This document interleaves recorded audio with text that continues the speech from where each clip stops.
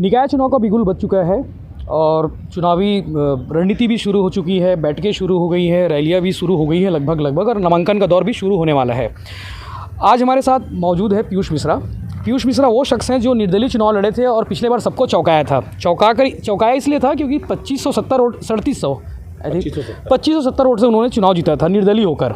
तो उस समय उनका अखबारों में फ़ोटो छपी थी और एक नाम था कि भाई उन्होंने हरा दिया एक बड़े पॉलिटिकल पार्टीज़ को, भाजपा कांग्रेस को, दोनों को हराया था। जमानत किसी की जब्त हुआ था क्या? सभी की जमानत जब्त हो गई। तो अच्छा, बड़ी बात ये भी है। इस बार ये आरक्षण की चपेट में आ गए हैं। हाउसिंग बोर्ड से हैं। हाउसिंग बोर्ड इस बार 4 वार्डों में विभक्त हो चुका है, लेकिन इनके लिए एक भी सीट नहीं बची। ये जनरल से आते हैं, लेकिन वहाँ की अधिकांश सीटें ओबीसी या फिर ओबीसी महिला अदर आरक्षण हो चुके हैं। क्या लग रहा है इस बार कहाँ से चुनाव लड़ोगे? देखिए, नगर निगम में कई वार्ड हैं जो सामान्य हैं और पार्टी में मैंने निवेदन किया है, क्योंकि 5 साल में जो महापौर थे और जो अभी सरकार है वर्तमान, उनके खिलाफ लड़ाई लड़ी है मैंने, और लगभग सभी अपने साथी पार्षदों को, साथी जो भाई पार्षद हैं साथ में, उन सबको एकजुट रखे लड़ाई को जारी रखने का प्रयास किया। इसलिए पार्टी में निवेदन करूंगा कि किसी भी सामान्य सीट से वो मुझे उम्मीदवार बनाएं। आपके लिए टफ़ नहीं होगा? आप हाउसिंग बोर्ड के रहने वाले हैं और कहीं दूसरी जगह से चुनाव लड़ोगे, बहुत टफ़ नहीं होगा ये? नहीं, मुझे ऐसा लगता है कि मैंने लगातार जनता की समस्याओं को और पब्लिक की आवाज़ को बुलंद करने का प्रयास किया है और लगातार मुद्दों पे आधारित मैंने लड़ाई लड़ी है। तो पब्लिक इस चीज़ को जानती समझती है और पब्लिक का एक अटैचमेंट है मेरे साथ, ऐसा मुझे लगता है और पूरी उम्मीद है कि पब्लिक इस बात को समझेगी। ऐसी कौन सी सीट देखी आपने जहाँ सेफ़ लगे? मतलब सेफ़ क्या मतलब जहाँ पर आप फाइट कर सको, चुनाव लड़ सको? 2-3 वार्ड हैं जहाँ पे मैंने चिन्हित करके रखा हुआ है। अब क्योंकि सरगर्मी चालू हो गई, इसलिए उसे उजागर करना ठीक नहीं है सार्वजनिक रूप से, और जब पार्टी निर्णय लेगी तो सभी को पता चलेगा। अभी आप राम जन्मोत्सव समिति के साथ लगातार दौरा कर रहे हैं, पदयात्रा कर रहे हैं, तो वहाँ पे किस तरह की चीज़ें आ रही हैं? मतलब क्या समस्या कुछ बता रहे हैं कि सिर्फ धर्मांतरण की बातें हो रही है? नहीं, श्री राम जन्मोत्सव समिति विभिन्न मुद्दों को लेकर के हमेशा आगे आई है और कई सामाजिक कार्य किए हैं। लॉकडाउन के समय लोगों को राशन वितरण तक किया है, ज़रूरतमंदों को, और ब्लड डोनेट किया है डेंगू के समय में। लेकिन ये जो कार्यक्रम राम जन्मोत्सव समिति का चल रहा है, धर्म पखवाड़े का, ये केवल धर्मांतरण के विरोध में है। ये कोई पॉलिटिकल कार्यक्रम नहीं है, पूर्णतः राजनीतिक कार्यक्रम, धार्मिक कार्यक्रम है, और अभी हम लोग केवल उसी इशू पे ही काम कर रहे हैं। इसमें और कोई यह चीज़ हमने इंक्लूड नहीं की है। पिछले दिनों हमने नेता टॉक में धर्मेंद्र यादव को बुलाया था। हमने धर्मेंद्र यादव से बात की थी। उन्होंने हाउसिंग बोर्ड के लेकर भी हमने सवाल किया, क्योंकि आप लगातार हाउसिंग बोर्ड के विषय पे बात करते रहे हैं। उन्होंने चैलेंज किया है कि मैं पीला चावल देकर भाजपाइयों को आमंत्रित करता हूँ कि वो मेरे साथ आए, मैं विकास की तस्वीर दिखाऊंगा। तो वो चैलेंज को आपने स्वीकार तो कर लिया, मैंने साथ सोशल मीडिया में देखा आपने चैलेंज स्वीकार किया है, तो कब चलें आपके दौरे में? देखिए, मैं उन दोनों भाइयों को, एक हमारे भिलाई विधायक हैं और पूर्व महापौर हैं जो हम लोगों के साथ महापौर रहे हैं, और उनके बड़े भाई, ये दोनों को लगातार आप लोगों के माध्यम से, मीडिया के माध्यम से चुनौती देते आए हूँ। लेकिन वो लोग हमेशा मुँह छुपाते हैं, कभी आते नहीं, केवल चैनलों में आकर के और अपना वीडियो डाल के चैलेंज बोलते हैं। मैं उनको हमेशा से चैलेंज करते आया हूँ कि वो चले मेरे साथ, और जिस मुद्दे पर, जिस जगह बोलें, भिलाई भर में आज अवैध शराब बिक रही है उस पर बोलिए, कबाड़ी का काम चल रहा है उस पर बोलिए, नगर निगम में फैले हुए भ्रष्टाचार पे बोलिए, जिस विषय पर वो चाहें उस विषय पे कागज़ रख के मैं उनके साथ बात करूंगा, और चैलेंज करता हूं उनको कि अगर वो एक भी विषय पर मेरा जवाब दे दें तो मैं राजनीति से संन्यास ले लूँगा। इस बार चुनाव में मुद्दे क्या होंगे? मतलब बीजेपी तो चलो ठीक है, आप बीजेपी से पार्टी से हैं, पार्टी किस उससे चुनाव लड़ेगी, किस मुद्दों को लेकर चुनाव लड़ेगी? देखिए, ऐसा मैं समझता हूँ कि 15 साल भारतीय जनता पार्टी की सरकार थी छत्तीसगढ़ राज्य में, और पिछला कार्यकाल भी लोगों ने देखा है। ये जो 3 साल का समय है, इसमें गुंडागर्दी, भ्रष्टाचार चरम पर है। नगर निगम में विभिन्न मुद्दे हैं। नगर निगम में आज सामान्यतः जो लोग अपना काम कराने के लिए आ रहे हैं, उनका जन्म और मृत्यु प्रमाण पत्र भी सामान्य सरल तरीके से नहीं बन पा रहा है। ये सारे मुद्दे इस नगर निगम के चुनाव में चलेंगे, और पूरे भिलाई में बीजेपी के, भारतीय जनता पार्टी के पक्ष में माहौल है। कांग्रेस की खिलाफत है, लोगों में अब चर्चा का विषय चालू हो गया है कि कांग्रेस के इस 3 साल से लोग परेशान हैं। इन्हीं सब मुद्दों को लेकर के जाएंगे और हमारी सफलता रहेगी, इस चीज़ का को विकास तो हुआ है, ऐसा नहीं। मैंने देखा है कि आपके ही वार्ड में हाउसिंग बोर्ड में स्टेडियम बना है, केनाल रोड का भी काम हुआ है, सेक्टर 1 के स्टेडियम है, सेक्टर 9 के स्टेडियम है, ऐसे बहुत सारे काम तो हैं जिसको आप ही के वार्ड में विकास हुआ है। फिर आप कैसे बोल रहे हैं कि विकास नहीं है? बिल्कुल, आपने सही कहा कि स्टेडियम भी बना है, केनाल रोड भी बनी है, और भी काम हुए हैं, ये एकदम सही है, इसको हम नकार ही नहीं रहे हैं। लेकिन ये सारे काम भारतीय जनता पार्टी की सरकार के समय का, इसमें से एक भी काम वो ये बता दीजिए जो इन 3 सालों में हुए हों। हम तो एक्सेप्ट कर रहे हैं कि वो काम हुए हैं, लेकिन वो राज्य शासन की निधि के हुए हैं, और राज्य शासन ने भारतीय जनता पार्टी की सरकार के समय ये सारे कामों को, हमने तो 5 काम पूछे थे। हमने नगर निगम के, अभी कार्यकाल के आखिरी समय में हमने महापौर जी से स्पष्ट रूप से पूछा कि 5 साल में कोई 5 काम बता दें। वो 5 काम बताने में विफल रहे। ऐसे महापौर जो 5 काम नहीं बता पाए, वो विकास के मुद्दे पर हमसे बात करने के लिए क्या बात करें। अभी पोस्टर वार भी हुआ था, कब चीर फाड़ वगैरह हुए थे, पोस्टर वगैरह फाड़ दिए थे आप लोग।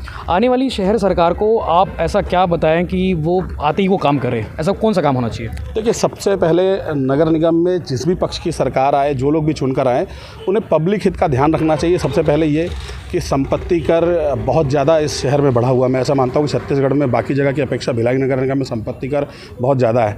कई लोग रिटायर हो चुके हैं, कई लोग रिटायरमेंट वाले हैं जो अपने जिनका कोई आजीविका का साधन नहीं है, ले दे के उनका खर्च चल रहा है, तो उनके लिए बढ़ा हुआ संपत्ति कर एक तकलीफदायक विषय रहता है। ऐसे अन्य भी विषय हैं संपत्ति कर के साथ, और कई यूजर चार्जेस, तो आपका उसके नाम पर किसी चीज़ के नाम पे और पैसा ले रहे हैं।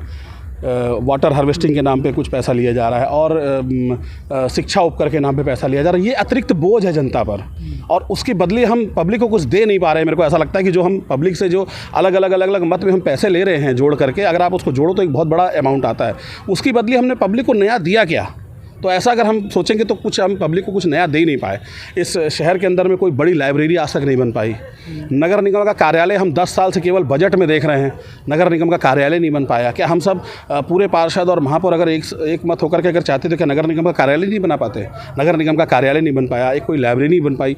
हम एक कोई शहर के अंदर एक कोई स्विमिंग पूल नहीं बना पाए कि तैराकी जैसी एक प्रतियोगिता के लिए हम वहाँ पर अच्छे खिलाड़ियों को प्रोत्साहित कर पाए। कोई टेनिस का कोई ऐसा कोर्ट नहीं बना पाए हमने, कोई हॉकी का कोई बढ़िया ग्राउंड नहीं बना पाए हम। सारी चीज़ें हर बार बजट में आती हैं। ये बजट में आती हैं और केवल लोगों को सपने दिखाए जाते हैं, और ये सपने दिखा करके दुनिया भर के मत डाल करके उनसे पैसा लिया जाता है, लेकिन हमें सुविधा नहीं दे पाए हैं। तो क्या भिलाई नगर निगम जैसा इतना बड़ा नगर निगम है जहाँ लोगों को उम्मीद है और सारे कल्चर के लोग यहाँ मिलते हैं, तो क्या ये सुविधा लोगों को यहाँ नहीं मिलनी चाहिए? बिल्डिंग को लेकर जैसे बातें होती है कि बिल्डिंग बनाएंगे, नई बिल्डिंग बनाएंगे, इस शायद अभी तक स्ट्रक्चर ही खड़ा हुआ है और नई बिल्डिंग का पैसा भी शायद नहीं आया है। ये भी एक ज़रूरी चीज़ें हैं। आपने कहा कि तमाम चीज़ें बताई कि ये काम होने चाहिए, नहीं हुए, लेकिन आप भी तो 2 बार के सदन में थे, 2 बार पार्षद थे, तो आपको नहीं लगा कि वो प्रयास ज़्यादा अच्छे पुख्ता तौर पे करनी चाहिए, कहीं कमी रह गई है? बिल्कुल आपने सही कहा, और हम लोगों ने, अगर आप ऑन रिकॉर्ड दोनों सदन की कार्रवाई और हर बार का आप विवरण देखेंगे तो हम लोगों ने बहुत अच्छे सुझाव दिए, क्योंकि शहर में हमारी सरकार दोनों बार नहीं थी, लेकिन हम लोगों ने सुझाव दिए। उस सुझाव पे अमल कितना करना है ये तो शहर सरकार को तय करना है, और योजनाएं और सारे लोगों की सहमति से अगर काम करें तो काम बहुत अच्छा हो सकता है। पर यहाँ पर बदलापुर की राजनीति की गई, और 5 साल कैसे किसी के काम को रोका जाए, कैसे किसको दबाया जाए, इसी में पूरा 5 साल निकल गया, इसलिए काम हुआ नहीं। और सुझाव तो अच्छे बहुत सारे आते हैं, कई लोग हैं, और इस नगर निगम में कई वरिष्ठ पार्षद भी हैं, कई पुराने लोग भी हैं, उनको बहुत सारी जानकारी भी है। अगर उन सारे लोगों के सुझाव लें तो मैं नहीं समझता कि यहाँ से बुद्धिजीवी वर्ग और किसी नगर निगम में होगा जितने यहाँ बुद्धिजीवी लोग हैं, क्योंकि मेरे से भी पहले के लोग यहाँ पे हैं। लेकिन हम अमल कितना करते हैं उस पर ये डिपेंड करता है।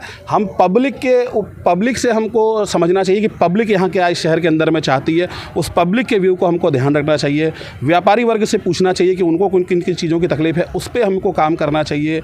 स्कूल और ऐसे जो यहाँ के इंडस्ट्री के लोग हैं उनको क्या सुविधा करा करके हम दें, जिससे वो, क्योंकि वो हमको देते हैं, हमको टैक्स के रूप में हमें पैसा देते हैं, तो उनकी सुविधाओं का भी ध्यान रखना हमारा जिम्मेदारी है, हमारे नगर निगम की, हमारे नगर निगम परिवार की। तो लोगों के व्यू के अनुसार हमको योजना बनानी चाहिए और उनके अनुसार काम करने का प्रयास करना चाहिए, ऐसा मेरा मानना है। आज मैं ये बोलता हूँ कि भिलाई नगर निगम इतना बड़ा नगर निगम है कि अगर आप सहयोगात्मक रूप से भी अगर लोगों से बात करें तो कई बड़े काम तो ऐसे हैं जो बाहर के सहयोग से ही हो जाएंगे। नगर निगम के बजट की बहुत ज़्यादा राशि उसमें खर्च भी नहीं होगी, केवल योजना पे काम करने की ज़रूरत है और लोगों को एक मत होकर के काम कराने की आवश्यकता है। भिलाई निगम शायद पहला निगम है जो आत्मनिर्भर निगम है, अपनी सारी चीज़ें खुद ही मैनेज कर लेता है, खुद ही खर्च आय वगैरह इतना है, फंडिंग ठीक ठाक है भिलाई निगम को लेके। देखिए, भिलाई नगर निगम में आज तक हम अपने नगर निगम क्षेत्र के बिजली बिल को खुद वहन करते हैं, यहाँ के वेतन के और यहाँ की बाकी जो चीज़ें हैं, जो खर्च है, उसको खुद वहन करता आया है। ये 3 सालों में पहली बार हुआ है कि नगर निगम अपना बिजली बिल नहीं पटा पाया। हमारे बिजली के 24-25 महीने हो गए, बिजली बिल बकाया है, पट नहीं पाया है, और शायद ऐसा हो सकता है कि आगे राज्य शासन अगर पटा दिया तो ठीक, नहीं तो यहाँ की बिजली भी कट जाए। तो ये कंडीशन जो है ये इतने सालों में नहीं आई, इस 3 साल में क्यों आई? ये एक बहुत बड़ा सोचने का विषय जो है वो ये है कि आखिर नगर निगम की जो खुद में डेवलप है, जिसको किसी की ज़रूरत नहीं, राज्य सरकार के पैसे की हमको विकास के लिए ज़रूरत पड़ती है, पर हमको अपने एसेट्स के लिए, अपने खर्चों के लिए हमको राज्य शासन की कभी ज़रूरत नहीं पड़ी। आखिर आज ऐसी स्थिति क्यों आ गई कि हम डिपेंड हो गए? ये भी एक बहुत चिंता का विषय है। बिल्कुल। और एक चीज़ और है कि सदन में आपकी संख्या ठीक ठाक है, आप लोग बहुमत में हैं, लेकिन ऐसा नहीं लगा कि विपक्ष अपनी भूमिका उस ढंग से नहीं निभा पाया जो निभानी चाहिए थी? देखिए, हम लोगों की ही गलती बोल दीजिए या और कुछ बोल दीजिए कि हम लोगों की पार्टी में हम लोगों के निर्णय कुछ ऐसे गलत हो गए थे जिसमें नेतृत्व गलत हाथों में चला गया था, विपक्ष का ऐसा बोल सकते हैं। लेकिन बाद में हम लोग को जब इस गलती का एहसास हुआ तो हम सारे लोग एकजुट होकर के और महत्वपूर्ण मुद्दों पर और ज़रूरी मुद्दों पर और पब्लिक के मुद्दों पर हमने लड़ाई लड़ी और बहुत अच्छे से लड़ाई, और इस बात की हमको संतुष्टि भी है। नहीं, नेता प्रतिपक्ष की अगर बात कर रहे हैं, शायद मैं आप समझ रहा हूँ, जहाँ तक रिकेश सिंह की बात कर रहे हैं, रिकेश सिंह को आप लोगों ने नेता बनाया था, सारे निर्दलीय पार्षद एकजुट थे, उसके बाद नेता प्रतिपक्ष रिकेश सिंह को ही आगे किया, तब उसको नेता प्रतिपक्ष बनाए, फिर अभी आप ही लोग के फैसले तो गलत हुए मतलब। हाँ, मैंने इस चीज़ को आपके सामने बोला कि हाँ, कुछ फैसले हमसे भी गलती हो सकती है, हो गए हों। और जब सारे पार्षदों को, हमारे भारतीय जनता पार्टी के पार्षदों को, हम लोग विपक्ष के लोगों को ये एहसास हुआ कि हमारे द्वारा उठाए गए मुद्दों को उठाया नहीं जा रहा है या लड़ाई को ठीक तरीके से होने नहीं दिया जा रहा है, तब हम लोगों ने ये फैसला लिया था और ये भी गई बात हो गई है। अब नए सिरे से नई लड़ाई के लिए ये भी आरोप लगाए कि विपक्ष जो है सेट है देवेंद्र यादव से। देखिए, मेरे को तो पूरे शहर ने उनसे लड़ाई लड़ते हुए देखा है और मेरा जितना नुकसान वो लोग कर सकते थे उतना करने का प्रयास भी किया। अगर मेरे कोई ऐसे काम होते जिस पे वो लोग बंद करा सकते तो हो सकता है कि मेरा खाना पानी भी बंद करा देते, लेकिन ईश्वर की कृपा है, उसकी इच्छा के बगैर कोई कुछ नहीं करता। तो लड़ाई तो मैंने लड़ी है और शहर ने देखा भी है, और लड़ाई नगर निगम का आगे का क्या इतिहास होगा नहीं पता, किसकी सरकार बनेगी नहीं बनेगी, पर लड़ाई मेरी है अनाचार के विरुद्ध और ये जो नगर निगम और भिलाई क्षेत्र में जो एक गलत परंपरा चली आ रही है, इसके विरुद्ध लड़ाई चालू रहेगी। राजनीति में इस वक्त की जो राजनीति है उसमें एक ट्रेंड आया कि नए नए लड़के आ गए हैं, दावेदारी कर रहे हैं, वो बीजेपी में भी है और कांग्रेस में भी है, लेकिन एक ऐसा नहीं लगता कि वोटरों को लुभाने के लिए कुछ ज़्यादा ही वो कर रहे हैं, मतलब ये चुनाव का समय है, चुनाव के समय में वो वोटरों को लुभा रहे हैं। आप लोग अलग ट्रेंड में राजनीति किए हैं, तो उनको क्या सुझाव देंगे आप? देखिए, मेरा मानना है कि युवाओं को आगे आना चाहिए। बहुत अच्छी चीज़ है, युवाओं के अंदर काम करने की एक स्पिरिट होती है, एक इच्छा शक्ति होती है और एक एनर्जी भी रहती है, तो बिल्कुल नए लोग को आगे तो आना चाहिए। लेकिन जो एक अनुशासन है, वो अनुशासन का पालन होना चाहिए, वो अनुशासन टूटना नहीं चाहिए। और बड़े लोगों से विचार विमर्श करने में, बड़े लोगों से अनुभव लेने में कोई नुकसान नहीं है, मैं ऐसा मानता हूँ। अनुभव लेने से चीज़ें अच्छी होती, बुरी नहीं होती। तो दोनों का कॉम्बिनेशन और दोनों का तालमेल बना रहना चाहिए। युवाओं का आगे आना निश्चित तौर पर पूरे देश में, अगर युवाओं को आगे आने की बात की जा रही तो नगर निगम में भी आना चाहिए, और आए भी है पिछले समय। मैं जब इस नगर निगम में आया तो सबसे कम उम्र का पार्षद था, तो युवाओं को आना चाहिए, बहुत अच्छी बात है। और कम उम्र का पार्षद था, लेकिन मैंने अपने उस समय के सीनियर लोगों से जो 3-3, 4-4 बार के चुने हुए थे उनसे सीखा, और ये बोलने में मेरे को कोई गुरेज भी नहीं, और उन्होंने सिखाया भी, और सीख करके आज नगर निगम में मैं चीज़ों को लेकर के लड़ाई लड़ रहा हूँ। तो ये अच्छी चीज़ है, ये अनुभव होना चाहिए। कांग्रेस पार्टी ने तो विधायक ही, सॉरी मेयर का कैंडिडेट ही युवा दे दिया था, मतलब सबसे कम उम्र का था। यही बोला हमने कि क्या निर्णय कभी कभी गलत हो जाता, युवा विधायक जरूर दिया कांग्रेस ने, ये एक अच्छी पहल थी, पर निर्णय गलत हो गया, गलत व्यक्ति को दे दिया। आप लोग के भी निर्णय गलत हुए, आप लोगों ने ज़्यादा सीनियर को दे दिया मौका। देखिए, जिनको आप अधिक सीनियर बोल रहे हैं, उन्हीं की सीनियरिटी के कारण इस भिलाई में विकास दिखा भी था लोगों को जब वो महापौर थे, और हमारे माननीय प्रेम प्रकाश जी जब विधानसभा अध्यक्ष थे, तो इस जोड़ी ने इस भिलाई के अंदर जो विकास किया, मेरे को लगता नहीं कि छत्तीसगढ़ में कहीं पर भी ऐसा विकास लोगों ने दोबारा देखा होगा। जैसे कि आपने सुना कि पीयूष मिश्रा ने क्या कहा कि वो इस बार बीजेपी की तो मेयर आएंगे ही। अच्छा, आपसे एक सवाल रह गया है, इस बार जो ओवरऑल एनालिसिस है, सिनारियो जो चल रहा है राजनीति का, तो आप क्या आकलन करते हैं, मतलब बीजेपी इस बार मेयर बना पाएगी? बिल्कुल, मैं जैसा अभी पब्लिक का रुझान दिख रहा है और सामान्यतः लोगों से चर्चा हो रही है, कांग्रेस को लेकर के लोगों के अंदर बहुत उदासीनता है, तो भारतीय जनता पार्टी के अधिक से अधिक कैंडिडेट यहाँ जीत करके आएंगे और महापौर, हम यहाँ नगर निगम अपनी सरकार बनाएंगे, महापौर भी बनाएंगे, ऐसा मेरा विश्वास है। जैसा कि उनका दावा है कि इस बार मेयर जो है बीजेपी का बनेगा, और वो किस सीट से चुनाव लड़ते हैं ये भी सस्पेंस अभी बरकरार है। 2-4 दिन में जल्दी खुलासा हो जाएगा, जब टिकट वितरण वगैरह भी चालू हो जाएंगे। तो इस तरह के बाकी अपडेट्स और बाकी पॉलिटिकल किस्से के लिए जुड़े रहिए भिलाई टाइम्स से। आप लगातार, हम आपको बताते रहेंगे, और सब्सक्राइब करना ना भूलें।